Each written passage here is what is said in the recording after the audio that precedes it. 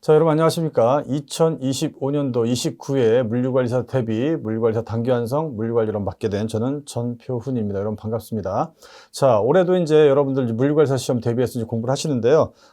짧은 시간에 효율적으로 공부를 해서 단기간에 합격하는 게 상당히 중요한 부분입니다. 그래서 전략적인 공부를 위해서 저희가 물류관리론 여러분들과 함께 같이 공부하도록 해 보겠습니다. 자, 29회 물류관리사 시험 또한 작년도 28회, 그 전에 27회 뭐 똑같습니다. 거의 이제 문제은행식으로 출제가 되기 때문에 여러분들 기출문제를 빨리 습득하시는 게 중요하고, 기본적으로 가장 중요한 포인트, 키워드들을 익히신 다음에 물류관리사 기출문제를 많이 풀어보시는 게 합격하는 데 상당히 도움이 될 것이다, 이런 말씀을 드리겠습니다. 여러분 다 아시겠지만 이제 물류관리사는 1년에 한 번 시험 보죠. 1년에 1회 시험을 보게 되어 있습니다. 물론 물류 관련 법규에 보면 뭐 국토교통부 장관이 필요에 따라서 2년에 한 번 볼 수 있겠지만 보통 1년에 한 번을 보게 되어 있습니다. 주로 8월에 시행이 되고 있죠. 그 다음에 우리 5과목을 공부하는데 5과목 과락 없이, 과락이 있으면 절대 안 되죠. 과락 없이 평균 60점이면은 합격을 할 수가 있겠다. 과락 없이 평균 60점이기 때문에 그렇게 어려운 시험은 아닙니다. 하지만 우리 이제 5과목을 하나하나 뜯어보면은 법규 과목이 상당히 어려운 부분이 있어 과락이 속출하고 있습니다. 그래서 물류 관련 법규는 여러분들이 공부를 열심히 해주셔야 돼요. 그 다음에 제가 이제 중요한 포인트들라든가 아니면 빈출 부분을 말씀드릴 건데, 그런 부분들 위주로 해서 공부를 하신다면 법규 또한 과락이 또 속출할 과목이 아니라는 것이죠. 일단 5과목에 대해서 간단히 알아보도록 하겠습니다. 자, 우리 1교시 보면 3과목을 보게 되어 있습니다. 저랑 같이 할 물류관리론. 두 번째 과목이 화물 운송론이죠. 세 번째 과목이 화물 운송론, 이제 국내 운송에 관련된 것이고, 국제 운송과 관련된 국제 물류론이라는 게 있죠. 이렇게 해서 1교시가 시행이 되고, 여기 이제 각각 40문제씩 출제가 됩니다. 자, 2교시 보겠습니다. 2교시는 보관 하역론. 보관론과 하역론이 합쳐져 있는 것이죠. 물론 보관론이 조금 더 나오긴 하지만 보관론과 하역론이 같이 붙어 있다. 또 하나는 물류 관련 법규. 가장 어려워하는 과목이죠. 이 법규가 어려운 이유는 짧은 시간 안에 법이란 테두리를 갖다 이해해야 된다는 거죠. 법은 어떤 틀이 있는데 그걸 이해하고 또 암기를 해야 돼요. 상당히 집중력 있는 암기가 좀 필요하기 때문에 매우 어려워하는 과목 중에 하나가 물류 관련 법규다. 그래서 물류 관련 법규를 주로 면과락을 목표로 공부를 하시는데, 면과락을 목표로 해서 공부하시면 실패할 확률이 상당히 높습니다. 의외로 물류 관련 법규가 공부하시다 보면 점수가 안정적으로 나온다는 걸 나중에 아실 수가 있습니다. 그러니까 그만큼 투여할 시간은 필요한 것이죠. 공부를 안 하면 점수는 안 나오게 돼 있습니다. 그러니까 일정 부분 시간은 반드시 투여를 하셔야 된다라는 거. 평균 60점, 과락 없이 진행을 해야 되는데, 여하튼 간에 물류 관련 법규는 여러분들이 좀 공부를 좀 해주셔야 될 부분이고, 자, 우리가 같이 공부할 과목은 물류관리론이다. 1과목입니다. 시작하자마자 시험을 보면 1번 문제가 바로 물류관리론 문제죠. 그래서 1번부터 40번까지 여러분들이 컨디션 조절을 하기 위해서는 1번부터 40번 문제를 잘 풀어주셔야 된다는 것이죠. 또한 물류관리론은 화물운송론이라든가 아니면 뭐 국제물류, 그다음에 보관하역론, 얘네들의 기본이 되는 과목들이죠. 가장 기본이 되는 과목이기 때문에 매우 중요하다. 그 다음에 물류관리론은 물류 관련 법규랑도 관련성이 있죠. 물류 관련 법규에 보면 첫 번째 법률이 물류정책기본법입니다. 물류정책기본법이란 법이 있어요. 8문제가 출제가 되고 있죠. 자, 이 물류정책 기본법에 보면 물류관리론과 관련된 기본 개념들이 상당히 많이 나온다는 거예요. 제2조 1조에 보면, 제2조 1호에 보면 물류의 정의가 나와 있죠. 물류란 쭉 나온단 말이죠. 재화가 공급자로부터 조달 생산되어 수요자한테 전달되거나 소비자로부터 회수되어 폐기될 때까지 이루어지는 운송, 보관, 하역 등과 이에 부가되어 가치를 창출하는 가공, 조립, 분류, 수리, 상표부처, 판매, 정보통신 등을 물류라고 하고 있습니다. 물류의 정의가 물류정책기본법에 나와 있다는 거죠. 개념 정의가 있다는 거예요. 또한 물류정책기본법에 보면 물류의 공동화, 물류의 표준화, 물류의 정보화,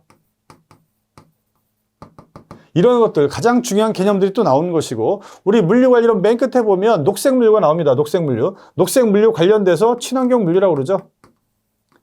친환경 물류에 관련된 개념들도 어디 나오냐? 물류정책 기본법에 다 나온다는 것이죠. 상당히 중요합니다. 그래서 물류관리론은 화물운송론, 국제물류, 그다음에 보관행론뿐만 아니라 물류 관련 법규와도 연관성이 매우 높기 때문에 상당히 중요하고 매우 기본적인 과목이고 다른 과목에 영향을 많이 미친다. 그래서 여러분들이 공부를 많이 하셔야 되고 고득점을 받아야 될 과목에 해당한다. 이런 말씀을 미리 말씀을 드리겠습니다. 그래서 물류관리론 기본적으로 80점을 목표로 하겠다. 물론 100점 맞으면 좋은데 100점 맞기는 조금 어렵습니다. 문제가 아무리 문제 은행식이라 할지라도 새로운 문제 항상 등장한다라는 거예요.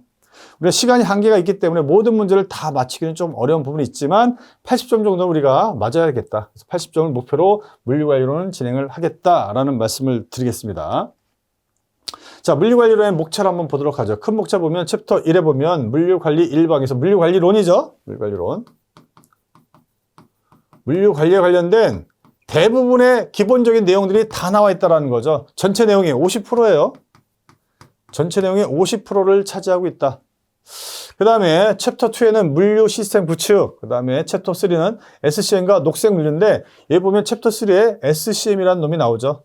서플라이 체인 매니지먼트입니다. 그래서 서플라이 체인 매니지먼트는 지금의 현대적인 뭡니까? 현대적인 물류라고 볼 수가 있겠어요. 물류 개념 이제 우리가 첫 번째 시간에 공부를 할 건데 물류 개념이 발전합니다. 물적 유통이라는 개념에서 피지컬 디스트리뷰션이라고 하죠. 발전하죠. 여기서 로지스틱스 병참이라고 하는 로지스틱스로 발전했다가 최근에는 SCM으로 바뀌고 있다는 거죠. 서플라이 체인 매니지먼트. 이게 현대적인 물류의 개념이다라고 보시면 되겠습니다. 정보 시스템과 그쵸 결부가 되어 있는 것이죠. 그래서 SCM의 출제 빈도는 가장 높습니다. 지금까지 출제 빈도는 가장 높은 파트에 해당한다. 하지만 전체 내용으로 본다면 물류관리 일반이 매우 중요하죠. 전체 내용의 50%예요. 전체 내용의 50%이고 아까도 말씀드렸지만 다른 과목 화물운송론이라든가 보관하역론이라든가 국제물류, 그다음에 법규와 가장 밀접한 관련성이 있는 게 바로 물류관리 일반 부분이다. 그래서 여기는 공부를 많이 해주셔야 된다라는 것이죠. 물론 출제 빈도는 이게 문제수만 본다면 여기가 상당히 많이 나오죠. 단일 챕터 관련돼 가지고 챕터 주제죠.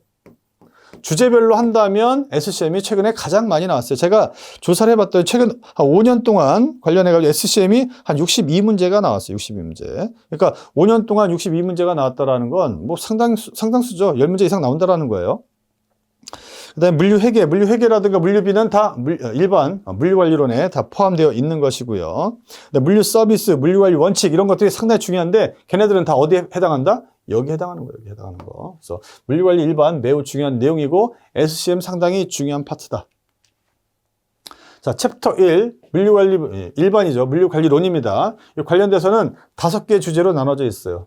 물류 원론, 물류의 합리화. 물류의 합리화라 하면 우리 기본적으로 물류의 표준화, 공동화, 그렇죠? 정보화, 자동화 이런 것들 얘기하는데 특히 표준화와 공동화에 관련된 부분이다. 물류의 정보화는 챕터 2에서 다시 여러분들을 구체적으로 다루게 되어 있습니다. 자, 세 번째 주제는 물류 비용인데 이것도 상당히 또 출제 빈도가 높죠. 출제 빈도가 높습니다. 여기 물류 회계에 관련된 부분도 나오고요. 그렇죠? 물류비 관련돼 가지고 영역별 분류, 그렇죠? 영역별 물류비 분류. 그다음에 기능별 분류. 세목별 분류, 조업도별 분류 등등 여러 가지 분류 기준이 나온다는 것이죠. 이것도 상당히 중요하고 여기는 또 계산 문제 부분이 또 같이 연결이 되어 있습니다. 계산 문제. 그래서 계산 문제 관련돼서 물류비 관련돼서 각각 세목별로 물류비를 주어진 다음에 얼마냐라는 문제가 나올 수 있고요. 또 손익분기점. 손익분기점이라는 게 있어요. BEP죠. 브레이크 이븐 포인트. 손해와 이익이 똔똔되는, 그쵸? 손해와 이익이 동일해지는 한 지점을 구하는 것이죠. 이런 문제도 출제가 되고, 그다음 물류비를 줄이는 게 왜 중요한지, 물류비 절감의 효과죠. 절감의 효과에 대한 계산 문제도 출제가 되고 있습니다. 그래서 물류 비용 쪽에서는 세목별 물류비를 계산한다든가 아니면 손익분기점이라든가 물류비 절감 효과를 계산하는 문제가 출제될 수 있는 파트에 해당한다. 그 다음에 4번에 보면 고객 서비스와 품질 관리, 특히 이제 여기 서비스 부분도 출제가 많이 되고 있죠. 우리 물류는 대표적인 서비스업입니다. 서비스업에 고객의 요구에 대응해서 그렇죠. 물건도 내주고 그다음에 서비스도 진행한다라는 거죠. 최종 배송까지 이루어지는 것이죠. 그래서 서비스에 관련된 부분 이것도 출제 빈도가 높고요. 그다음에 품질 관리 관련된 부분은 요거는 생산 관리랑 조금 관련성이 있습니다. 특히 최근에는 뭐 식스시그마 이런 부분도 출제가 잘 되고 있는 부분들이라고 볼 수가 있겠습니다. 5번째 보면 유통과 마케팅. 유통은 마케팅과 뗄래야 뗄 수 없는 관계이죠. 그래서 마케팅 관리에 관련된 문제들도 출제가 되고 있다. 이 정도 해서 우리가 이제 챕터 1부터 볼 건데요. 챕터 1에서는 그런 부분이 주요 내용이 된다는 것이고, 챕터 2가 물류 시스템 구축입니다. 그래서 물류 시스템 구축 부분에서는 물류 정보 시스템에 관련된 부분들이 많이 나와요. 뭐 바코드도 나오고, 그렇죠? 뭐 그다음에 뭐 포스도 나오고, EDI, 벤, 그다음에 뭐 칼스 등등 여러 가지가 나오죠.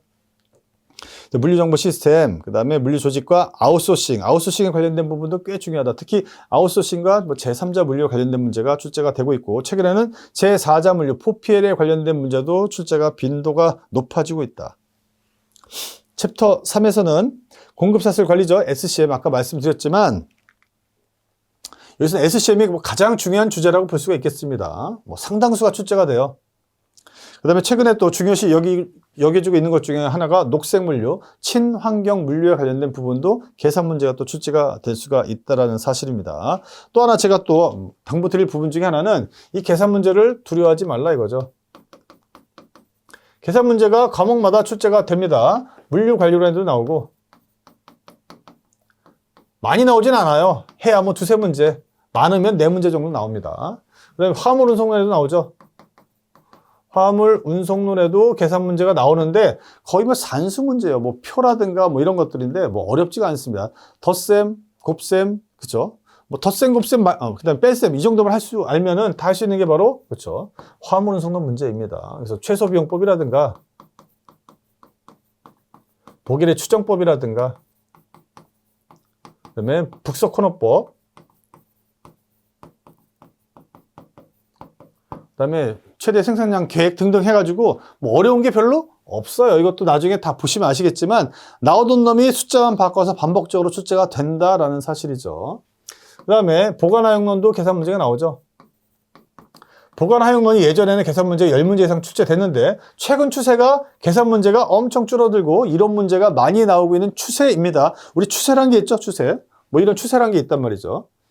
이런 추세가 있어요. 이 추세로 볼 때 보관하용론 같은 경우도 예전에는 계산 문제 많이 나왔다가 최근에는 한 4문제, 뭐 많아야 5문제, 보통 4문제가 출제가 많이 되는 것 같아요. 그래서 계산 문제 출제되는데 나왔던 놈들이 반복적으로 나온다라는 거예요. 제가 뭐 보관하용론을 가르치지 않지만 보관하용론에서 매번 나오는 기출문제가 있어요. 보관하용론에서도 매번 나오는 문제들이 있다. 그 중에 대표적인 게 무게중심법이죠. 무게중심법. 아무리 강조해도 지나치지 않는 거죠. EOQ. 작년에는 EPQ가 출제가 됐었죠. 이런 거. 그 다음에 ROP라고 해서 리오더 포인트, 재주문점 구하는 것들. 그 다음에 뭐 안전재고 구하는 거.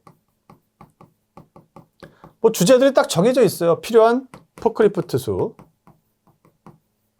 포크리프트. 뭐 수를 구하는 거라든가 등등등 해가지고 여기도 정해져 있다라는 거예요. 어느 정도 정해져 있기 때문에 그렇게 어렵지 않다. 아까 말씀드렸지만 물류관리 일반 여기서도 보면 물류 비용과 관련된 부분에서 계산 문제가 나오는데 뭐 손익분기점이라든가 뭐 나오는 게 딱 정해져 있어요. 세목별 물류비를 계산한다라든가 뭐 이런 것들 별로 어려운 게 없다. 나오던 것들이 계속 반복적으로 나오겠다. 그 다음에 아까 파트 3이었죠. 녹색 물류에서도 최근 계산 문제가 하나가 딱 정해진 유형이 하나 있어요. 그 정도만 여러분들이 뭐 이산화탄소 발생량에 관련된 부분 이런 것들 계산하는 문제가 있는데 산식이 딱 2개 있어요. 그 정도만 외워주시면 할 수가 있다. 생각보다도 우리 물류관리론은 점수가 잘 나오고 다른 과목의 기초가 되기 때문에 아주 어려운 과목은 아니다라는 거 말씀드리고 본문 시작해 보도록 하겠습니다. 페이지 2페이지죠. 물류관리 일반에 대해서 물류 원론부터 진행하도록 하겠습니다. 자, 물류 원론이에요. 물류에 관련된 가장 기본적인 이론을 갖다 가르치겠다. 물류관리 배경의 이해입니다. 그래서 최근에 이제 물류란 단어가 나오는데 여러분들이 물류란 단어를 잘 모를 수도 있어요. 물류. 이게 뭐냐? 잘 모를 수도 있다라는 얘기죠. 하지만 이제부터는 익숙해져야 된다. 물류의 원천을 본다면 물류보다 조금 더 큰 개념은 유통이에요. 유통. 우리 기본적으로는 디스트리뷰션이라고 그러죠. 디스트리뷰션이라고 한다. 유통이란 게 왜 물류랑 왜 관련성이 있냐? 유통을 뜯어보면 우리나라 분류는 아니지만 일본식 분류지만 이렇게 나눠져 있습니다. 상적 유통이란 게 있고 또 하나는 물적 유통이란 게 있다. 여기서 말하는 물적 유통이 피지컬 디스트리뷰션, 바로 물류를 얘기하는 것이죠. 상적 유통, 물적 유통, 우린 처음 들어봤습니다. 이런 단어가 있어요. 상적 유통을 줄여서 우리는 상류라고 하고 물적 유통을 줄여서 우리는 물류라고 합니다. 상적 유통, 물적 유통, 상당히 생소한 개념이죠. 왜 생소하냐? 우리는 별로 쓰지 않기 때문에. 일본식 용어라 그렇습니다. 하지만 학문적으로 본다면 일본식 용어지만 지금도 활용되고 있고 시험에 나오기 때문에 익힐 필요는 있다. 그렇다면 상적 유통은 뭐냐? 이건 소유권이 이전되는 행위들이다. 소유권 이전 행위들을 얘기한다. 소유권을 이전시키기 위해서 소유권이 넘어간다는 얘기죠. 뭐 매매라든가 국제적으로 보면 뭐 무역 이런 것들이 되겠죠. 아니면 중개라든가 등등 이런 걸 통해서 소유권이 넘어갔는데 소유권 이전과 관련된 모든 행위들을 우리는 상적 유통이라고 한다. 일반적 유통을 얘기하는 것이죠. 물적 유통, 줄여서 물류라고 합니다. 물자의 흐름을 얘기하는 거예요. 대표적인 게 운송, 보관, 하역 등등등 이런 것들 우리 물적 유통이라고 하죠. 물적 유통은 상류의 앞뒤에서 왔다 갔다 하는 거예요. 상류가 있습니다. 소유권이 이전되는 행위들이 있어요. 소유권이 이전되는 뭐 매매 행위가 있죠. 매매. 내가 삼성 무슨 스토어 가가지고 삼성 스토어 가서 핸드폰 하나 사러 갔습니다. 핸드폰 사러 가가지고 거기서 계약을 하죠. 계약이 이루어진 다음에 왔다 갔다 한다면 계약 이후에는 어때요? 내가 물건을 갖다 가져올 수도 있고 핸드폰은 바로 가져올 수도 있고요. 만약에 냉장고를 사러 갔습니다. 냉장고를 사러 가면 돈을 지불하고 그렇죠? 영수증 받아와서 집에 가요. 그 자리에서 바로 냉장고를 주지 않습니다. 냉장고는 소유권이 이전된 이후에 물류행위를 통해서 어디? 여기 영업소에 창고가 있어요. 창고로부터 우리 집까지 갖다 준다라는 거죠. 이때 딜리버리가 발생하는 거예요. 소유권 이전 앞뒤에서 이루어지는 대부분의 행위들이 다 뭐다? 물적 유통이다. 영업소로는 공장으로부터 또 이동하게 됐죠. 운송을 하게 되어 있어요. 그래서 운송, 여기도 운송 이렇게 된단 말이죠. 그래서 운송, 보관, 하역 이런 것들이 이루어진다라는 것이죠. 뭐에? 그렇죠. 여기 나와 있는 상적 유통의 앞뒤에서는 물적 유통이 같이 이루어진다라는 거. 그래서 상적 유통과 물적 유통을 합쳐서 우리는 유통이라는 개념으로 하고 이 물적 유통이 점점점 발달을 하게 됩니다. 그래서 1960년대 보면 스마이키라는 사람이 있어요. 스마이키. 이 스마이키가 시험에 상당히 잘 나오는데 7R이란 걸 또 만든 사람이기도 합니다. 오늘 할 건데 7R도 시험에 무지하게 잘 나오죠. 여하튼 스마이키는 지금 나와 있는 물적 유통의 아버지라고 보시면 되겠어요. 1960년대에서 70년대 보시면 뭐 제조기술, 생산전략, 시장, 그다음에 물류의 역할과 지향으로 해가지고 제가 나눠놨죠. 자, 1960년대, 70년대 옛날 얘기입니다. 그때는 공급이 부족했어요. 공급이 부족했기 때문에 공급만 해주면 사람들은 그쵸 만족한다라는 거죠. 표준화된 제품을 싸게 저가에 공급만 해준다면 그때는 만족했어요. 공급 부족 사태였기 때문에 그렇죠. 공급 부족. 공급 부족이란 말은 수요와 공급이 있으면 뭐 어떤 거예요? 수요는 1000개를 원하는데 공급은 500개밖에 못한다는 얘기죠. 수요가 훨씬 많은 거예요. 다른 말로 하면 초과 수요라고 그래요. 초과 수요.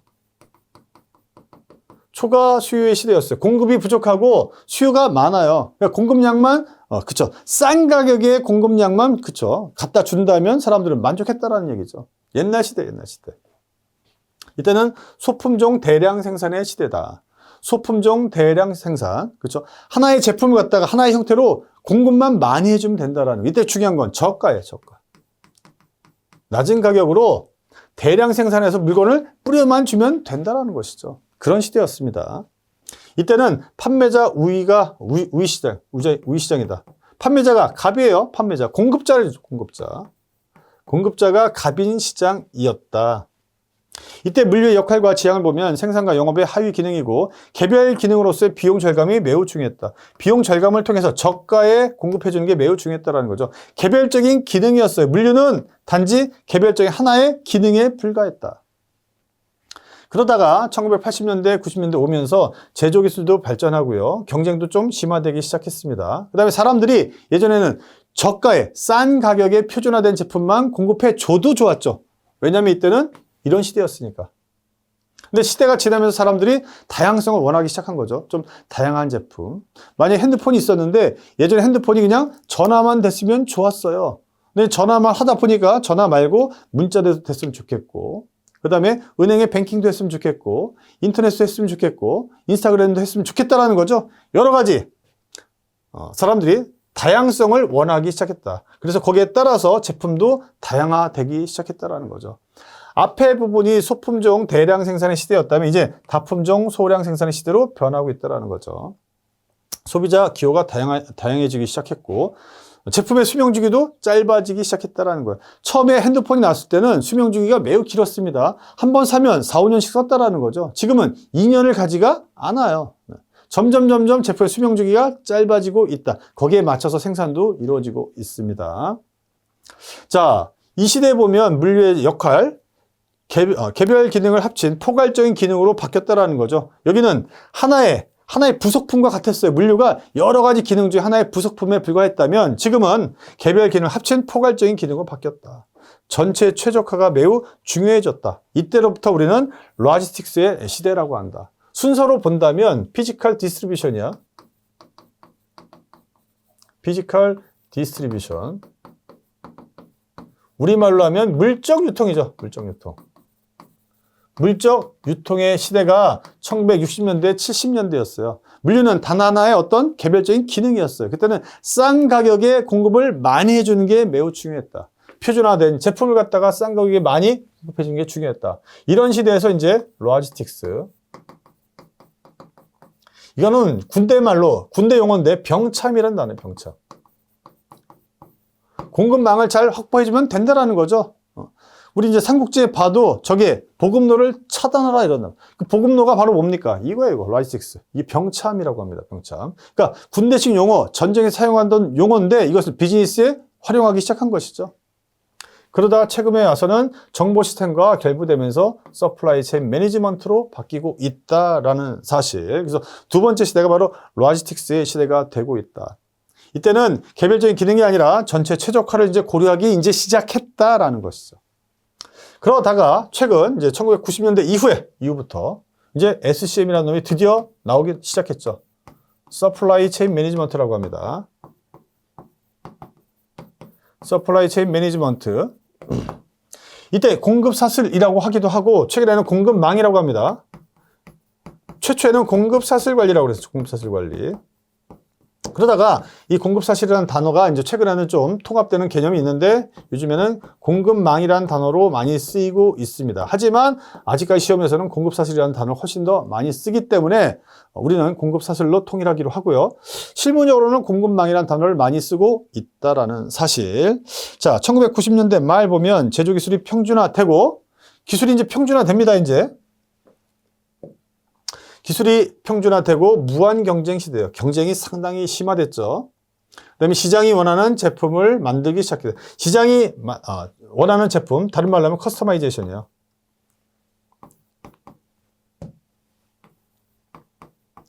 커스터마이제이션. 개별 고객화다. 개별 고객화. 고객이 원하는 형태로 만들어주는 게 중요해졌다. 개별 고객화라고 그래요. 개별 고객화. 다른 말로 하면 원투원이에요, 원투원. 원투원. 아니면 개별 고객화. 아니면 고객 맞춤형. 고객 맞춤형 서비스를 해줘야 된다는 사실이죠. 이게 최근에 가장 큰 이슈 중에 하나입니다. 그래서 여기 보면 고객 맞춤형 대량 생산의 시대라고 되어 있습니다. 그래서 매스 커스터마이제이션이라고 그래요. 그다음에 글로벌 소싱의 시대죠. 혼자만 어떤 거 물건을 만들어가지고 살 수가 없다라는 거예요. 혼자 만들 수도 없을 뿐만 아니라 시장 자체도 국내에 국한돼서도 안 된다라는 거죠. 글로벌 소싱의 시대가 됐다. 소비자 기호, 극단적인 다양화. 그다음에 수명 주기가 매우 짧아지고 있는 것이죠. 그래서 물류의 역할을 보면 기업간 전체 공급 사슬입니다. 전체 공급 사슬. 우리 공급 사슬이라는 단어가 많이 나오니까 공급 사슬을 한번 보도록 하죠. 공급 사슬 내지는 다른 말로 하면 공급망이에요. 아니면 유통망이죠. 유통망. 다 같은 말입니다. 아니면 유통경로라고 그러죠. 이제 이게 글로벌적으로 움직이고 있다는 거예요. 국내만 본다면 서플라이어가 있어요. 서플라이어. 아니면 국제적으로 아니면 글로벌적으로 봐도 서플라이어가 있죠. 원료 공급자예요. 원료라든가 부품이라든가 이런 것들을 공급해주는 공급업자죠. 공급업자로부터 조달을 받습니다. 프로큐어먼트를 받아요. 조달을 받아서 누구? 생산자가, 다른 말로 제조업자죠. 제조업자가 물건을 만들어내죠. 중국으로부터 히토류를 받아서 삼성전자가 물건을 만들기 시작한다라는, 반도체 만들기 시작한다라는 거죠. 이 생산자는 가장 잘하는 게 생산하는 거예요. 제조하는 거죠. 제조가 이 기업의 핵심 역량입니다. 얘네들은 여기에 집중하는 것이고, 자, 생산은 내가 하지만, 나의 핵심 역량이기 때문에 내가 하지만, 유통이라든가 물류는 자기가 잘 못해요. 거기에 대해서는 대부분 요즘에 아웃소싱을 한다라는 거죠. 그래서 여기 보면 유통기관들이 있어요. 유통기관들. 이 유통기관들이 물적 유통, 상적 유통을 진행하는 것이죠. 여기에는 도매상도 있고, 여기 소매상이라는 놈들도 있죠. 이것도 최근에 기출문제입니다. 기출문제. 그래서 최종적으로는 최종 소비자한테 간다라는 거죠.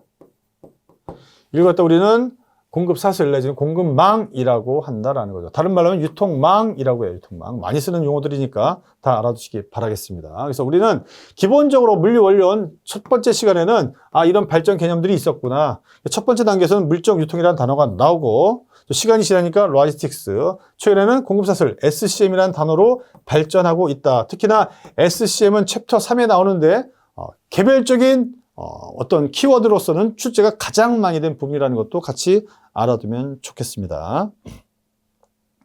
자, 이렇게 해서 간단하게 알아보고요. 자, 페이지 3으로 가도록 하겠습니다. 페이지 3에 가면 물류 개념의 발전이 있죠. 자, 물류 개념 발전에서 여기 별표가 3개나 쳐져 있어요. 상당히 중요하다는 얘기죠. 물류정책 기본법상 물류의 정의가 나와 있습니다. 물류정책 기본법은 물류법규에서 공부를 하는 거죠. 물류법규에서 공부를 하지만 이 법규 내용이 어디? 자, 우리 지금 공부하고 있는 물류관리론에도 적용이 되고, 그 다음에 화물 운송론도 적용이 됩니다. 자, 물류관리론은 어떤 법률이랑 가장 연관성이 높냐면 물류정책기본법. 물류정책기본법. 요거랑 상당히 관련성이 높고요. 화물 운송론, 여긴 뭐 화물자동차 운수사법, 화물자동차 운수사법, 줄여서 화물자동차법이라고 합니다. 얘랑 또 관련성이 매우 높아요. 그 다음에 보관하용론 있죠.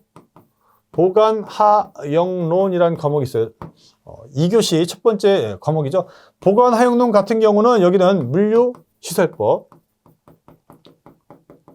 물류시설의 개발 및 운영에 관한 법률, 물류시설법이랑 상당히 또 관련성이 높다. 그 다음에 화물운송론은 또 이것도 있죠. 화물운송이기 때문에 운송수단과 관련돼서 철도사업법,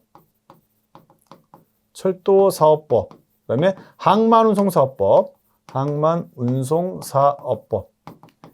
이것도 관련성이 조금 있습니다. 가끔씩 출제가 돼요. 그래서 물류법규는 이런 과목들이랑 뗄 수 없는 그쵸? 내용이 있다라는 거죠. 관련성이 상당히 높다. 그래서 법규를 너무 어렵게 생각할 필요가 없어요. 개별 과목이랑도 연계성이 높기 때문에 이것만 알아도 또 한두 부분을 맞출 수 있는 부분이 분명히 있다라는 거죠. 절대 물류 관련 법규가 과락을 맞을 과목이 아니라는 거 다시 한번 말씀을 드리겠습니다.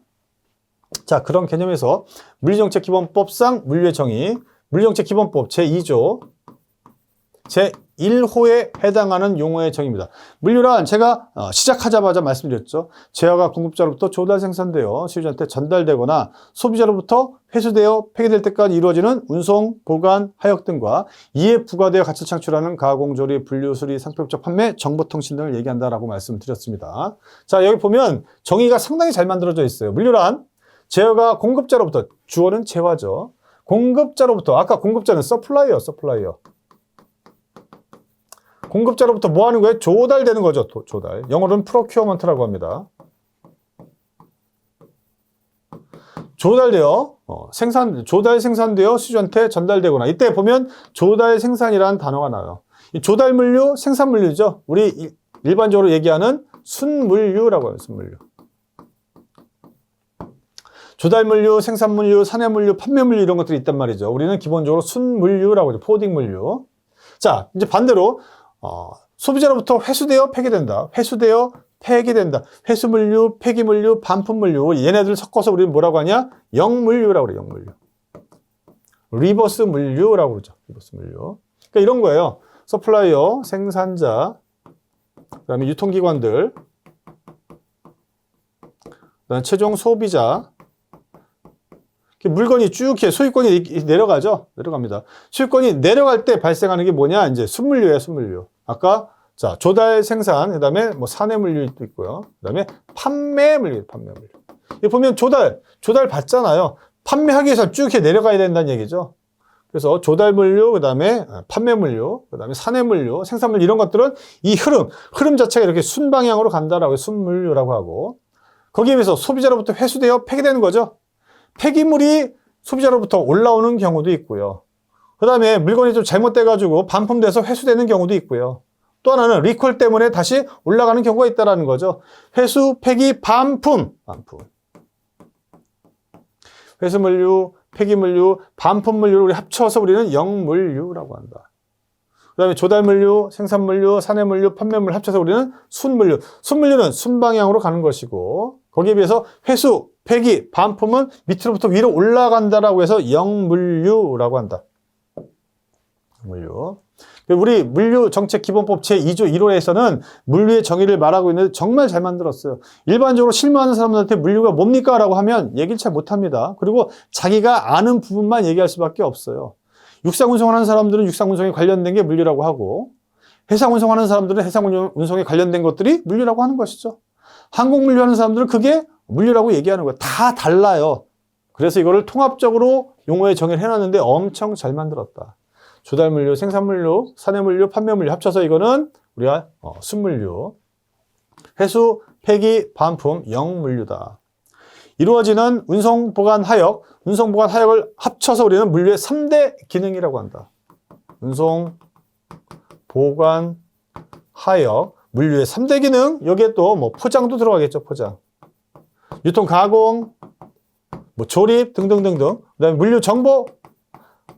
이런 거 다 뭐다? 이게 물류의 기능이다. 기능. 물류 기능이라고 하기도 하고 물류 활동이라고 하기도 합니다. 물류 활동. 그래서 물류의 기능적 분류하면 운송, 보관, 하역, 포장 이런 것들 물류의 기능적 분류라고 그래요. 특히 운송, 보관, 하역 이 세 가지를 묶어서 우리는 물류의 3대 기능이라고 한다. 엄청 잘 만든 개념이라고 볼 수가 있겠어요. 정의를 엄청 잘했어요. 운송, 보관, 하역 등과 물류의 3대 기능과 이에 부가되어 가치를 창출하는 부가가치를 창출하는 가공, 조립, 분류, 수리, 포장, 상표 부착, 판매, 정보통신 등을 우리는 물류라고 한다. 이때 정보통신이 나오죠. 물류정보예요. 물류정보. 물류정보고 물류정보 시스템을 얘기한다. 이거는 챕터 2에서 공부를 할 것이다. 시험에 잘 나오죠. 뭐 쉽게 말하면 바코드도 있고 바코드. 요즘 포스, 뭐 EDI, 뭐 벤, 칼스 뭐 엄청 많아요. 이거 말고도 또 RFID, 블록체인 뭐 이런 것들이 다 물류 정보와 관련된 개념들이고 시험에 무지하게 잘 나오는 애들이다. 그다음 여기 나오는 가공, 조립, 분류, 수리, 포장, 상표 부착, 판매, 정보통신들 우리 물류라고 하고 법규에서는 여기 뭐가 들어가느냐? 뭐 제조 이런 게 들어가는 제조. 제조가 들어가면 이건 틀리는 것이죠? 것입니다. 물류는 대표적인 제3차 서비스업입니다. 서비스업. 제조는 2차 산업이죠? 제조가 들어가면 안 된다.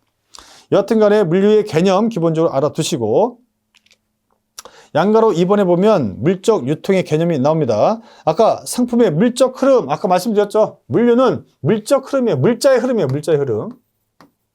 물자의 흐름이다. 순방향으로 갈 수도 있고요. 이렇게 쭉. 그렇죠? 여기 뭐 서플라이어로부터 해서 뭐 생산자, 유통기관, 그다음에 최종 소비자까지 순방향으로 쭉 이렇게 가는 거. 포워딩 물류예요. 포워딩. 포워딩이에요. 포워딩. 순물류. 그다음에 소비자가 물건을 샀어요. 수요자가 되겠죠, 이제. 거꾸로 올라가는 경우들도 있단 말이죠. 우리 영물류라고 한다. 영물류. 아까 뭐 회수, 폐기, 그다음에 반품물류까지. 우리 영물류라고 한다. 요거 수물류와 영물류를 우리 합쳐서 이거를 영역별 분류라고 해요. 영역별 분류 내지는 영역별 물류 이렇게 얘기해서 보시면 되겠습니다. 상품의 물적 흐름이다. 상류란 단어가 아까 말씀드렸고요. 그 다음에 물류란 단어도 말씀드렸다. 상적 유통, 물적 유통. 상적 유통, 상류는 소유권 이전이다. 소유권 이전. 여기 나와 있죠?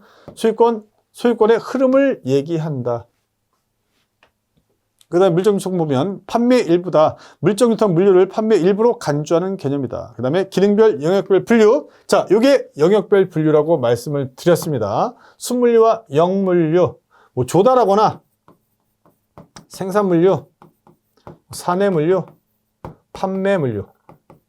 우리 순물류라고 한다. 그 다음에 영물류, 회수, 폐기, 반품. 얘네들을 다 합쳐서 우리는 영역별 분류라고 하고요. 기능별 분류, 아까 말씀드렸죠. 기능별, 운송, 보관, 하역, 포장, 유통, 가공 등등등등 이런 것들 우리 기능별 분류라고 한다. 그래서 물적 유통은 제품을 소비자한테 운송, 보관하는 기능, 운송, 그렇죠? 보관, 하역, 이런 것들. 기능과 관련성이 높고 물류의 영역별 구분으로는 판매 물류에 해당한다라고 돼 있죠. 그 다음에 이 물적 유통이라는 건 최초의 개념이었어요. 최초의 개념. 그래서 물적 유통.